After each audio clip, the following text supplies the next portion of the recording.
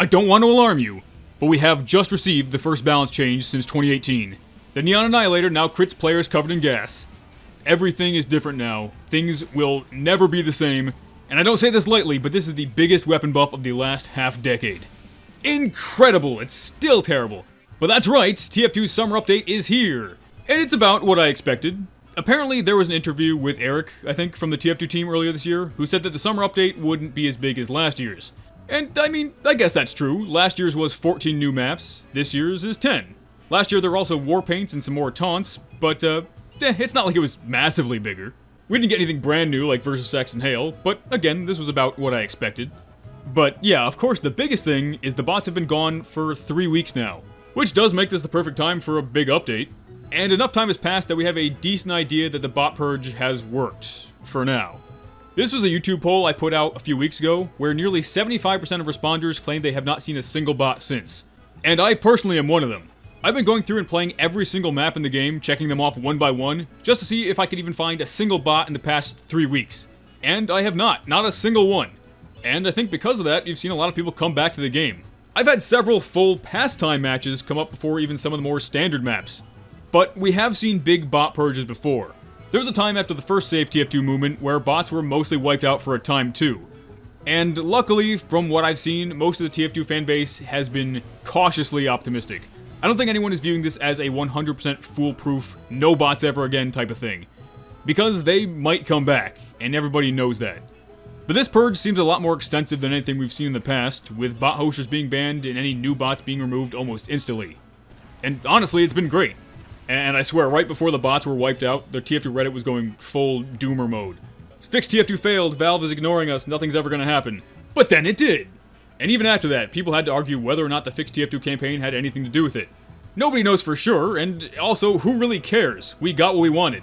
Though I do think this time around, it was probably in Valve's best interest to not say anything. Obviously, that original tweet got them a lot of flack, and rightfully so. But hey, it's so far so good, and the game's been bot-free for some time now. And for me, the bots almost completely ruined the Smithmas update of last year. I hardly even got to play any of the new maps because the bots had completely infested them after just a few days. Same thing with the summer update last year after about a month. But this year, we're at least going into this event completely bot-free, which is a pretty big deal. And hey, this is also only the second summer event in this style, likely cementing this as a permanent thing. Between 2018 and 2022, we really didn't get anything in the summer besides hats. But now we get, quote, holiday-sized updates. I'll definitely take that over nothing. So, let's look at what this one brought us. As I mentioned before, we got 10 new maps. Embargo, Odyssey, Megaton, Cachoeira, Overgrown, Hadal, Applejack, Atom Smash, Canaveral, and Berghausen. Embargo is a payload map set in Cuba, and it's definitely a very pretty map, though I didn't really get to play on this one too much. We joined the match on red while our team was getting rolled, but we did manage to completely hold them off on the last point. And this seems like a very hard to get through room for the attacking team. There's a lot of good sentry placements. But hey, it does look really nice, though the announcer on red is kinda eh. The map Atom Smasher also has a custom announcer, but I think that one fits really well. Atom Smasher is a player destruction and is designed to be a year-round version of Monster Bash. And again, it's visually really nice. Monster Bash was actually my favorite player destruction map, so it's nice to get a non-Halloween version. In fact, I think this version of the map is probably the most polished, aside from that missing texture, and most official-feeling version of a player destruction map that I've played. This even kind of feels like something that maybe Valve might have made. Up next, Odyssey is a Greek-inspired payload map, and I remember when this was first added to the workshop, some people on my Discord were saying it didn't really look like a TF2 map, and I could kind of see that with this picture, but once you're in-game, it does look fine, in my opinion. It's a very downhill map where the cart is just basically going downward the whole time. I'm not entirely sure how to feel about this one. On both offense and defense, my team got stomped terribly, which probably doesn't give you the best first impression of the map. But of course, it's only been out for a day at this point, so nobody really knows what they're doing yet. It's got a unique look though, I'll have to give this one another chance. Megaton might have been my least favorite map of the bunch. At least on first playthrough. It's a very wide open King of the Hill map, and the enemy team basically kept the point consistently locked down with 2 gunslinger engineers. And that didn't end up being very fun. But at the end of the map, a nuke goes off, which is kind of cool. Cachoeira is another King of the Hill map, but this one I did enjoy a lot more. I only played about half a match, but it was fun. And of course I did have to test if the helicopter killed you, and it does, custom kill icon and all. Overgrown is an attack-defend map, which is usually one of my favorite modes, but this one feels oddly wide open. It feels like there's a lot of empty space that would potentially make Sniper very strong here. Again, it looks nice, all these maps look really good, but yeah, my initial impression, the first thing I thought of going into this map was that, wow, it's very wide open with some very big empty spaces. Apparently this one's pronounced Heidel. It's also an attack-defend map, but kind of set up like Steel, where the final point is always accessible to the attacking team. And just like playing Steel for the first time, everyone is immediately lost. This is definitely a map that's going to take some time to get used to. I don't even think I can make a proper judgment on this map yet, because for the first half of the game, nobody had any idea where they were going. Applejack is a nice little fall-themed capture the flag map. I enjoyed it. Canaveral is also a pretty enjoyable 5CP map, solid from what I've played of it. If you don't like 5CP, you probably won't like it, but if you do, I think you probably will. And there's a neat little rocket launch at the end. And Berghausen is the second ever, kinda, medieval mode map. It's essentially a 3-stage attack-defend map with 1 point and medieval mode rules. But it did seem pretty difficult for the defending team to actually defend. We swept them pretty easily. But it was fun enough, it's medieval mode, and how much you enjoy the map probably depends on how much you actually enjoy medieval mode. Which for me is only occasionally, it does get old pretty fast.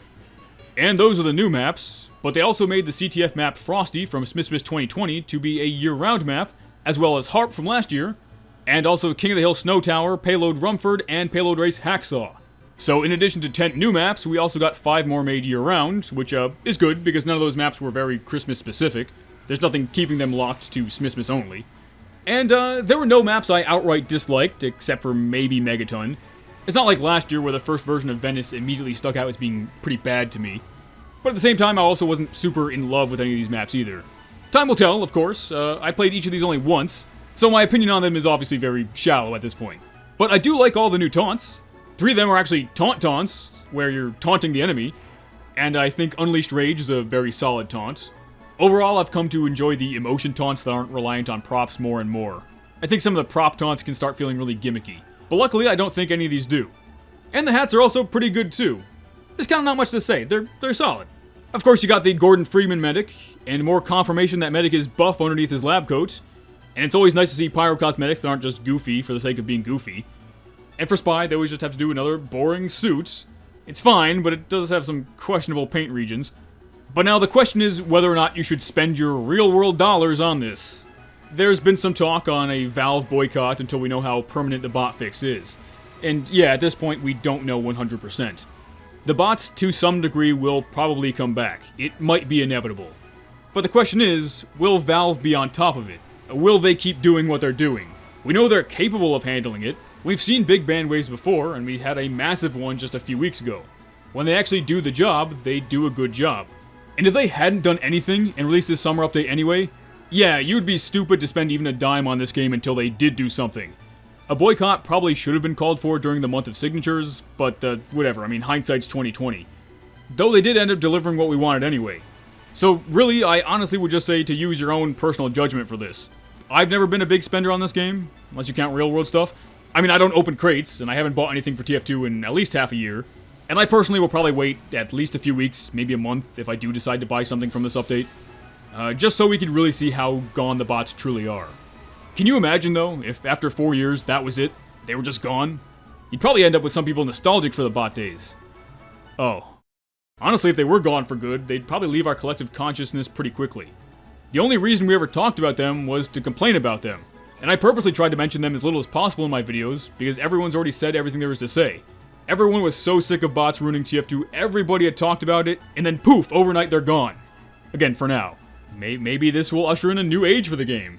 I mean, like I said, releasing a big update right after the bots has been dealt with is a good thing. It'll bring people back to the game, it'll bring in new players. And if there are no bots, they're much more likely to have a good experience, and they're more likely to stay and grow the game's audience. I got kinda down on last year's summer update, and especially the winter update, because they were more of the same with all the game's same problems. This year, it is more of the same, but with the biggest problem gone. And feel free to come back a few months from now and say, haha, this aged poorly, the bots are back and worse than ever. But in terms of vibes, we're riding pretty high right now. More than we have been for years. The game runs better since the 64-bit updates, there are no bots, we got a bunch of new maps, we got some good hats. Oh, and surprise to everybody, the last comic is being worked on. I didn't think we'd ever see that. That's super exciting to me. And the patch notes for this update were actually pretty substantial too, with a decent amount of community fixes. Still no one-glove sniper though, a man can dream. But we did get some good quality of life improvements. You can finally disable decals now, in case you don't want to see this. And I've said it before, and I'll say it for the 76th time, all we really need for these updates to feel complete is just some balancing and, I don't know, maybe some contracts or something like that. I really think that's all we would need for the community to feel genuinely happy with all these updates. But, of course, I didn't go into this update expecting balancing or even contracts, and I think at this point you would be kind of silly to expect that. I mean, even the gas passer was more of a bug fix than anything. But still, like I said, the vibes are good for TF2 right now. And if you look at what we've got, and how things have been for the past 3 weeks, compared to how they've been for the past 4 years, I think things might be looking up. And again, feel free to tell me I'm wrong in a few months, I know nothing's 100% guaranteed. But for now, just go out and enjoy the game. You'll have a good time. Maybe. I don't know, I don't care. I'm having fun. And at the end of the day, that's all that matters. Me. Nah, I'm just kidding. But if you haven't played TF2 in a while, I would very much recommend it, because I do think you'll have a good time. Anyway, thanks for watching this update video, and of course a special thanks to my patrons like Varric, Captain Forex, Eggox, Colonel, Probably Vinegar, Caponicus, Kelso the Pirate, Pillsman's Fox, Some Crazy Idiot, Ozond, She-Shells, Salt God, Lavi, Taupe, Time Consuming, Man344, Nolan46, and Melodici.